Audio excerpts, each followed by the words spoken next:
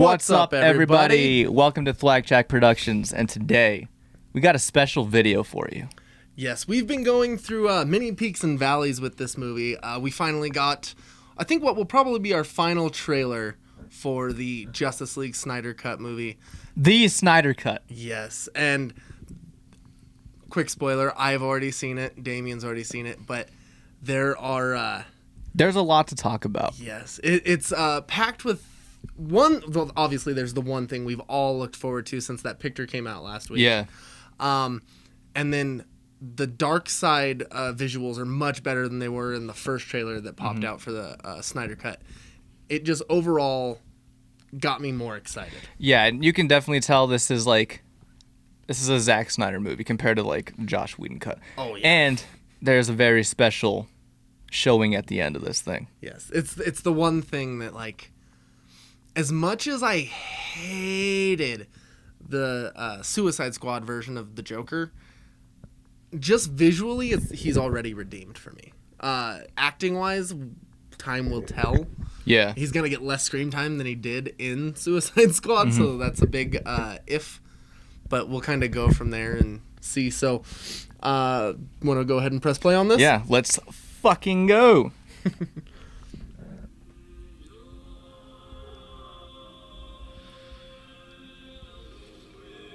It looks like he's in pain. I'm curious because it almost looks like it has something to do with the Flash right here. Yeah. Could that be like the resurrection scene or?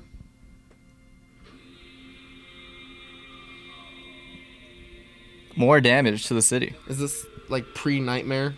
Yeah, I think so. Is that Hippolyta? That's the mascara, right? Yeah. I had a dream. There's the nightmare stuff. I thought that was badass when I saw that. Oh, first yeah. time. So much better than that first trailer. And Steppenwolf looks a million times better than the original movie. He doesn't have a human face. Yeah. I'm building an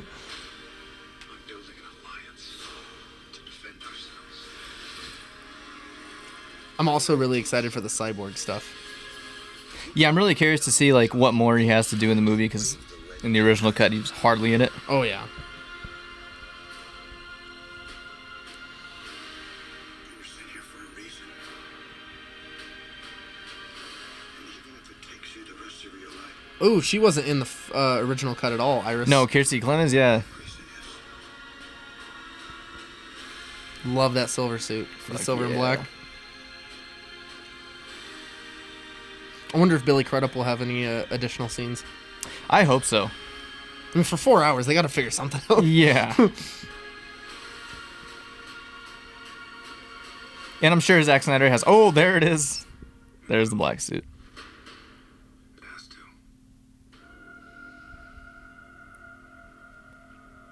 Zack Snyder's Justice League. Mighty. And here we go. What honor is a distant memory.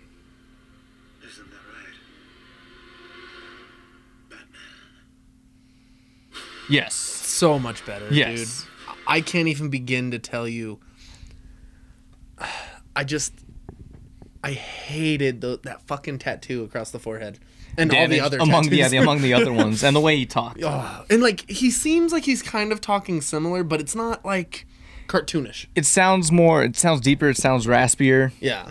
I mean, and if we're going with like character development, I also think that works in that situation because Yeah. like he seems like he's kind of like broken down himself to where he's not as like high pitched and And did you notice he had the SWAT bulletproof vest on? Yeah. This was like maybe a callback to the end of Suicide Squad when he rescues Harley Quinn. Ooh, I didn't And think he's about wearing that. the SWAT suit, yeah. I thought it was just like a situation where he looked like he's also at the same time in a what do you call it, the like mental health.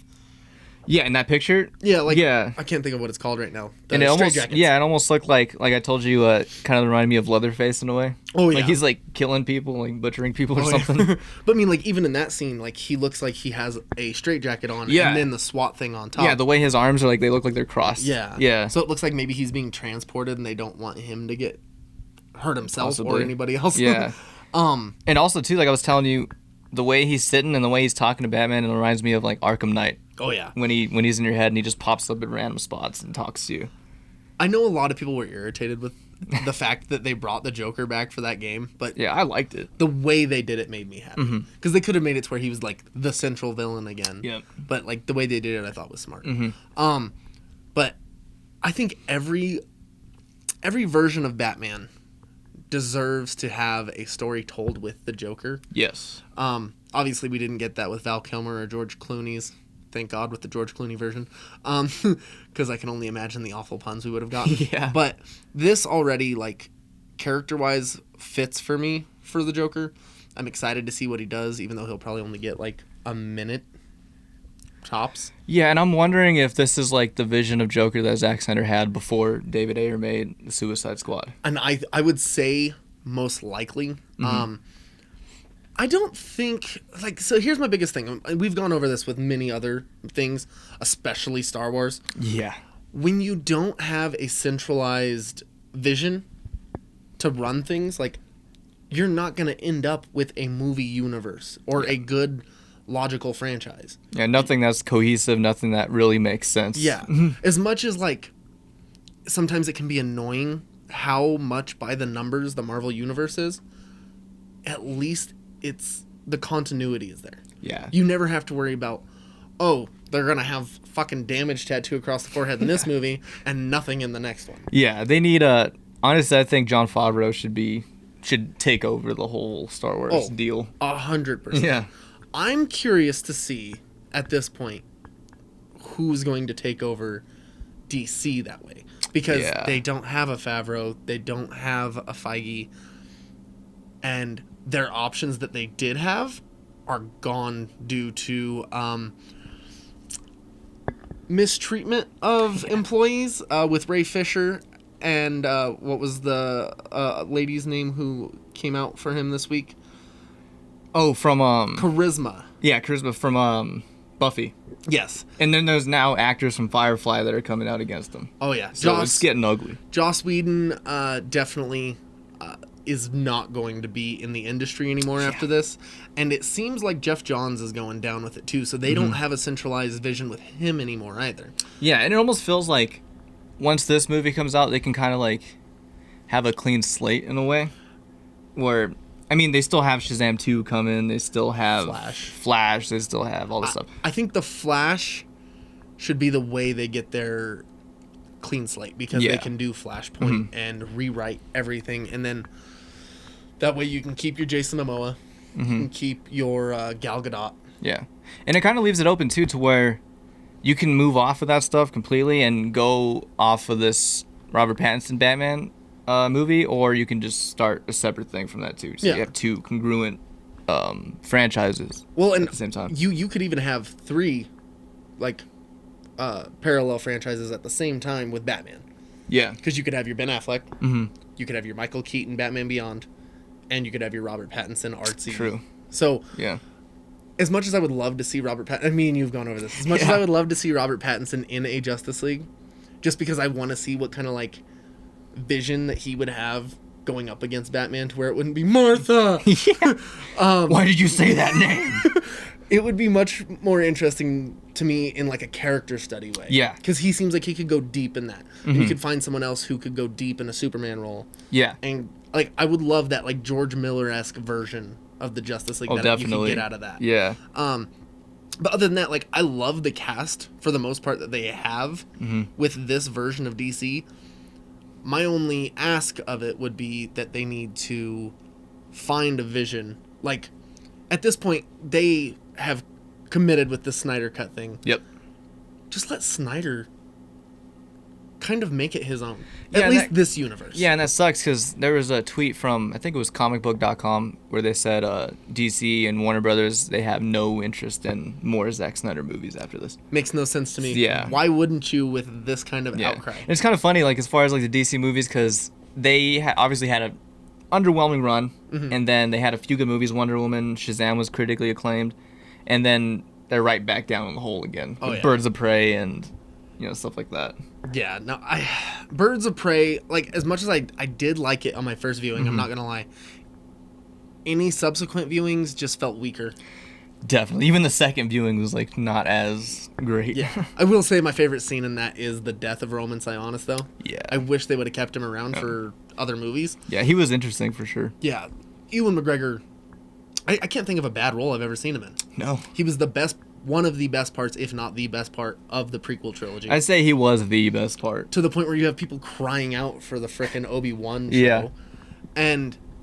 But that death was G. Like, Yeah, it throwing was. the hand grenade in his pocket and pulling the pin and tossing him over the edge. Yeah. And just splat. It was beautiful. Yeah. But that's the thing. They don't look at the characters they have with DC and keep them around. Whereas Marvel has the other problem where they don't kill anybody off. Yeah. Until recently. Yeah. Which now it feels like bigger stakes because they're able to do that. But like, you got to look at how many people in Suicide Squad alone are gone. Like, Yep. obviously Diablo will probably come back if they continue that way. Yeah. But off the bat, I mean, like, obviously Slipknot wasn't anything.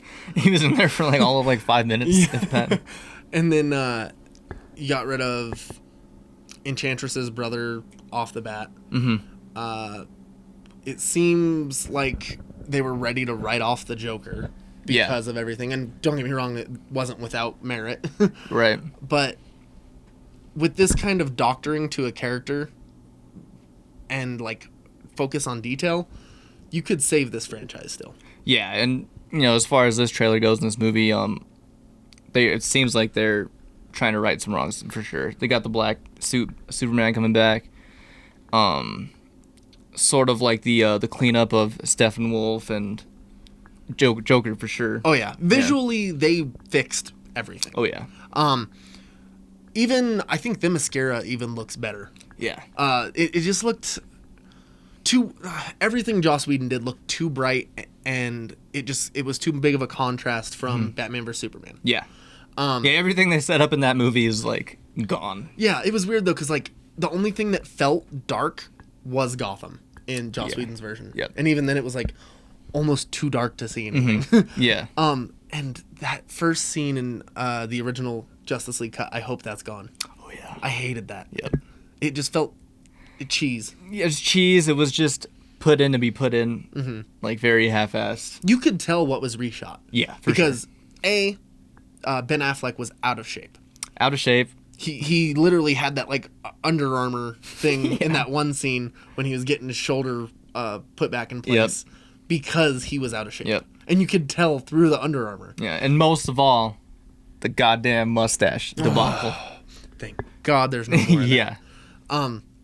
Overall, this trailer gets me excited. Yeah. Oh, and one thing we got to talk about is I think it's a callback to Joaquin's Joker. The first line the Joker says in this trailer, "We live in a society."